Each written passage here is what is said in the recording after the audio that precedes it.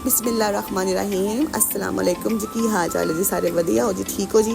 अच्छा जी, अज असीं बनावांगे देसी घी, जिहड़ा बहुत ही आसान है बनाना, बड़ा ईजी है बनाना, लेकिन कई औरतों को बड़ा मुश्किल लगता है। मलाई इकट्ठी करो, मक्खन बनाओ, फिर देसी घी बनाओ, पर उन्होंने ये नहीं पता कि असीं आप बनावांगे, अपने अखां दे सामने बनावांगे, सानूं पता होवेगा कि असीं गंदगी च बनाया, असीं सफाई च बनाया तो खालस भी होएगा। बाहरों परचेज करोगे तो तुहानूं की पता उसने सफाई च बनाया ना गंदगी च बनाया है, खालस भी है कि नहीं है। तो मैं तो अलहमदुलिल्लाह घर ही बनानी है, ज़्यादा असीं इस्तेमाल भी देसी घी ही करने हैं।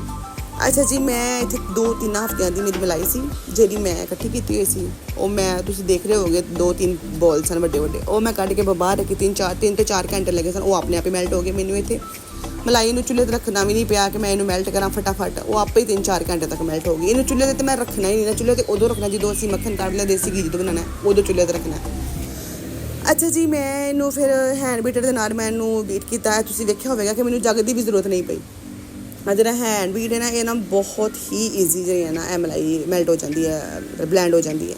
ਅੱਛਾ, ਮੈਂ ਫਿਰ ਇਹਦੇ 'ਚ ਮੱਖਣ ਕੱਢਿਆ, ਮੱਖਣ ਕੱਢ ਕੇ ਮੈਂ ਇੱਕ ਬੋਲ ਲਿਆ, ਬੋਲ ਦੇ ਵਿੱਚ ਪਾਣੀ ਪਾਇਆ, ਪਾਣੀ ਦੇ ਵਿੱਚ ਮੈਂ ਆਈਸ ਕਿਊਬਸ ਪਾਏ, ਤਾਂ ਕਿ ਜਿਹੜਾ ਮੱਖਣ ਮੈਂ ਇਹਦੇ ਵਿੱਚ ਰੱਖਾਂ ਨਾ, ਇਹਦੇ 'ਚ ਜਿਹੜਾ ਇਜ਼ਾਫੀ दूध ਹੈ ਨਾ ਉਹ ਆਪਣੇ ਆਪ ਹੀ ਨਿਕਲ ਜਾਏ, ਕਿਉਂਕਿ ਸਖਤ ਹੋ ਜਾਂਦਾ ਮੱਖਣ ਠੰਡੇ ਪਾਣੀ ਦੇ ਵਿੱਚ। ਅੱਛਾ, ਫਿਰ ਮੈਂ ਉਹਦੇ 'ਚ ਕੱਢ ਕੇ ਮੈਂ ਇੱਕ ਦੇਚਕੀ 'ਚ ਰੱਖਿਆ। ਤੁਸੀਂ ਦੇਚਕੀ ਦਾ ਹਾਲ ਵੇਖ ਰਹੇ ਹੋਵੋਗੇ, ਜਿਹਦੇ ਵਿੱਚ ਮੈਂ ਘੀ ਬਣਾਉਂਦੀ ਹਾਂ। ਇਹ ਸਪੈਸ਼ਲ ਮੇਰੀ ਦੇਚਕੀ ਘੀ ਵਾਸਤੇ ਹੀ ਹੈ, ਇਹਨੂੰ ਮੈਂ ਘੀ ਵਾਸਤੇ ਹੀ ਰੱਖਿਆ ਹੈ। ਮੈਂ ਇਹਦੇ ਵਿੱਚ ਅਕਸਰ ਘੀ ਹੀ ਬਣਾਉਂਦੀ ਹਾਂ। ਇਹਦੇ ਵਿੱਚ ਮੈਂ ਜ਼ਿਆਦਾਤਰ ਫਰਾਈ ਵੀ ਚੀਜ਼ਾਂ ਕਰਨੀ ਆ, ਮਤਲਬ ਇਹ ਇੱਕ ਸੈਪਰੇਟ ਮੈਂ ਦੇਚ ਕੇ ਰੱਖੀ ਹੋਈ ਹੈ। ਅੱਛਾ, ਤੇ ਹੁਣ ਤੁਸੀਂ ਵੇਖ ਰਹੇ ਹੋਵੋਗੇ ਕਿ ਮੈਂ ਮੱਖਣ ਉੱਤੇ ਰੱਖ ਦਿੱਤਾ ਹੈ ਤੇ ਉਹ ਮੈਲਟ ਹੋ ਗਿਆ। ਇਹ ਤਾਂ ਮੈਨੂੰ ਤਕਰੀਬਨ 20 ਤੋਂ 25 ਮਿੰਟ ਲੱਗੇ ਸਨ ਘੀ ਬਣਾਉਣ ਦੇ, 20 ਤੋਂ 25 ਮਿੰਟ ਲੱਗੇ ਸਨ। ਲੇਕਿਨ ਤੁਸੀਂ ਸਿਰ ਤੇ ਖਲੋਣਾ, ਇਹ ਨਾ ਹੋਵੇ ਕਿ ਸਰ ਭੁੱਜ ਜਾਏ ਤੇ ਕਾਲਾ ਹੋ ਜਾਏ, ਫਿਰ ਕਿਸੇ ਕੰਮ ਦਾ ਨਹੀਂ ਆਉਂਦਾ। ਇਹਦੇ 'ਚ ਮਹਿਕ ਵੀ ਇੱਕ ਸਰੇ ਦੀ ਆਉਣਾ ਸ਼ੁਰੂ ਹੋ ਜਾਂਦੀ ਹੈ। ਵੇਖੋ ਤੁਸੀਂ, ਮਾਸ਼ਾਅੱਲਾ ਕਿੰਨਾ ਜ਼ਬਰਦਸਤ ਘੀ ਬਣ ਗਿਆ। ਇਹ ਮੈਂ ਬੜੀ ਸੈਟਿਸਫਾਈ ਹਾਂ ਕਿ ਮੈਨੂੰ ਪਤਾ ਕਿ ਮੈਂ ਖੁਦ ਬਣਾਇਆ ਤੇ ਹੈ ਵੀ ਖਾਲਸ ਹੈ, ਅਲਹਮਦੁਲਿਲਾ।